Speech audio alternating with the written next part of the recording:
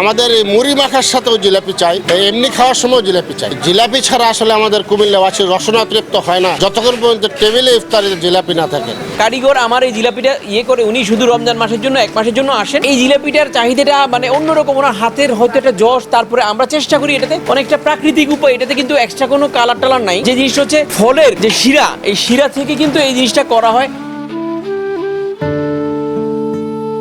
এটা আমাদের মূলত চাইলে গুঁড়া মাসকালাই জিলাপি। আমরা আগে এটা একটা মাওয়া করি, ময়দা না, এটা আগে মাওয়া করি, মাওয়া করে তারপর এটা লাগাল লই সেটা তারপর মাসকালাই চাইলে গুঁড়া তিল মিক্স করে তারপর বানাই।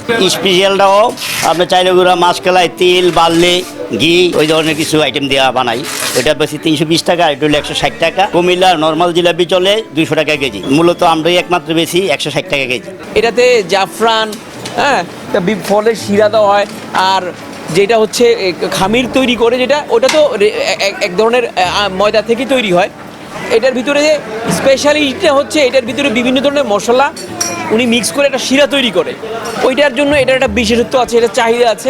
সবচেয়ে সুস্বাদু হালিম রাঁধুনি হালিম। হালিম হোক রাঁধুনি হালিম। রেশমি জিলাপি বানানো হয় আপনার মাছের ডাউল, বিরিয়ানির চাউল, তারপরে আপনার দেখা গেছে কি বেসন লাগে, তারপরে আপনার লাগে ময়দা লাগে। দাদা এটাকে যখন মিশ্র যোগান করলো 1947, তখন থেকে আমাদের জিলাপি 1947 থেকে আলহামদুলিল্লাহ প্রসিদ্ধ।